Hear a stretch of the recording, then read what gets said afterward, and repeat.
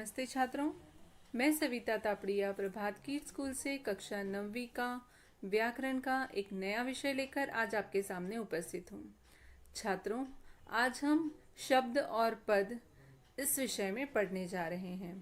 तो सबसे पहले समझते हैं कि शब्द किसे कहते हैं। छात्रों, शब्द एक या अधिक अक्षरों या वर्णों से बनी हुई स्वतंत्र इकाई को कहा जाता है।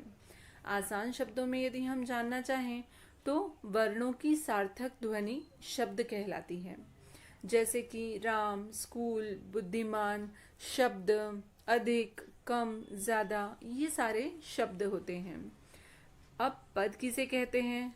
तो यही शब्द जब वाक्य में प्रयुक्त होते हैं तब इन्हें पद कहा जाता है।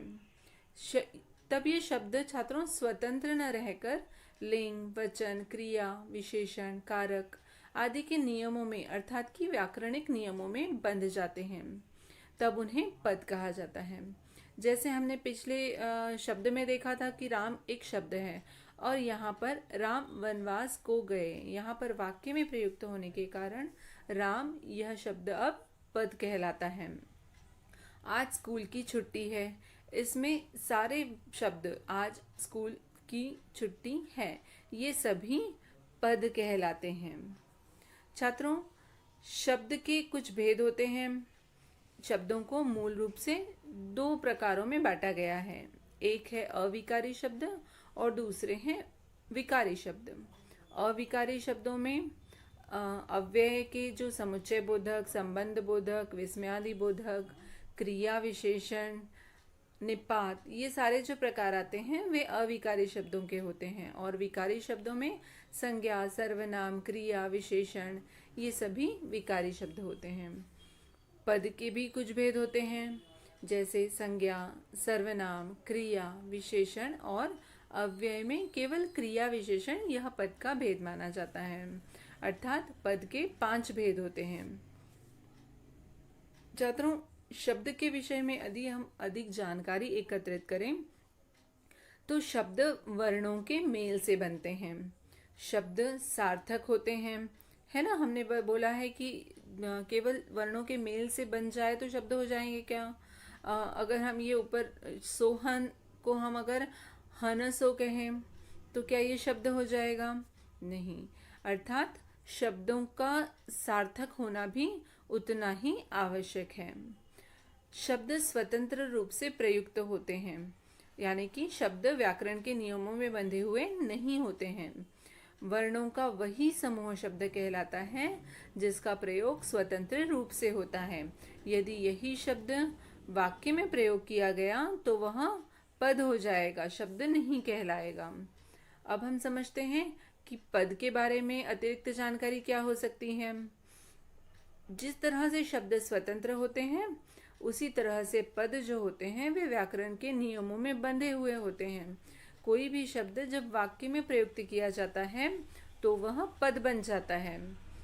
पद कारक, वचन, लिंग इत्यादि में बंधे हुए होते हैं।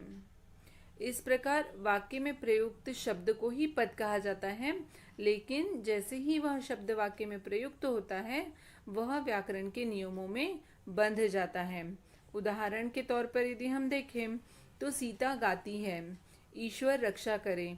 यहाँ पर सीता, ईश्वर, गाती, रक्षा, ये सभी शब्द शब्द न होकर पद में परिवर्तित हो जाते हैं, क्योंकि अब इनका प्रयोग स्वतंत्र रूप से न होकर वाक्य में किया गया है।